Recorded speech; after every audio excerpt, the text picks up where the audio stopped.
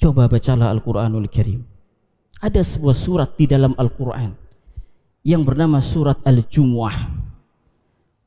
Ketika kita hendak masuk ke tempat kerja kita, ke kantor kita, ke instansi tempat kita bekerja, atau di tempat-tempat yang lainnya, kita tahu bahwasanya kita masuk di tempat itu dengan aturan.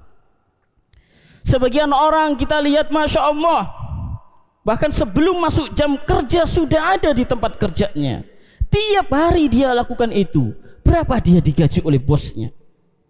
Lantas kenapa ketika panggilan Allah Subhanahu wa ta'ala, yang laki-laki dipanggil 5 kali dalam seharinya, hayya 'alas shalah, ia tidak peduli untuk datang ke rumah Allah Subhanahu wa ta'ala.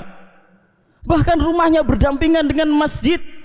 Ketika Jumatan pun dia telat untuk datang ke rumah Allah Subhanahu wa ta'ala. Ma'asyiral muslimin, apa yang sedang kita cari dalam kehidupan kita di dunia ini? Yang kita makan itu hanya jadi kotoran yang ada dan abadi, akan selalu menemani kita nanti ketika kita sudah meninggal dunia. Hanyalah amalan kita, itulah yang kita bawa nanti ketika menghadap Allah Subhanahu wa ta'ala. Maka cobalah kita menjadi muslim yang baik. Lihat, yang sudah berumur perlu dia untuk mengintrospeksi dirinya, mengoreksi dirinya. Sudahkah dia memberikan hak-hak Allah Subhanahu wa ta'ala dengan sebaik-baiknya? Di tempat kerjanya, subhanallah, dia rela kerja selama 8 jam, tidak merasa lelah. Bahkan itu dia lakukan sampai puluhan tahun, sampai pensiun dia lakukan itu. Masa ke rumah Allah Subhanahu wa ta'ala?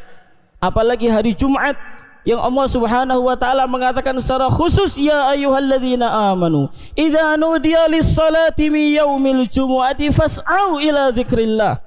Ketika dipanggil, kalau dipanggil ketika azan Jumat itu, bersegera engkau datang ke rumah Allah Subhanahu wa ta'ala.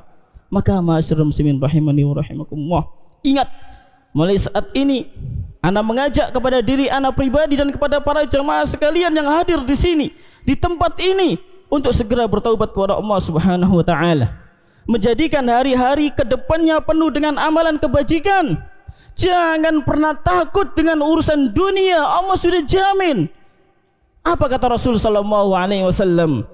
Man kanatil akhiratu hammah, barang siapa yang menjadikan akhirat itu sebagai obsesi dia, sebagai ambisi dia, ja'alallahu ghinahu fi qalbih, Allah akan jadikan kekayaan dia di dadanya.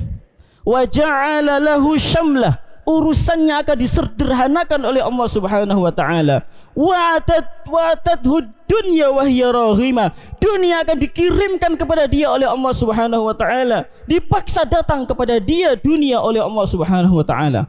Maka laksanakanlah hak Allah Subhanahu wa ta'ala. Ingat, meninggalkan sholat itu dosa besar, lebih besar daripada zina, lebih besar daripada mencuri, lebih besar daripada begal, lebih besar daripada narkoba. Maka jangan sekali-kali dianggap remeh. Mudah-mudahan Allah Subhanahu wa ta'ala memberikan petunjuknya kepada kita semuanya untuk melaksanakan kewajiban sholatnya 5 waktu tersebut, dan melaksanakan kewajiban sesuai dengan syariat-syariat Allah Subhanahu wa ta'ala. Mudah-mudahan Allah Subhanahu wa ta'ala menjadikan hari-hari kita penuh dengan amal soleh yang akan membawa kita kepada kebahagiaan dan ketenangan di dunia dan di akhirat. Mudah-mudahan Allah Subhanahu wa ta'ala senantiasa memberikan hidayah pada segala urusan kita dan memberikan petunjuk kepada kita semuanya dalam menapaki jalannya yang lurus, yaitu jalan orang-orang yang Allah Subhanahu wa ta'ala berikan nikmat kepada mereka.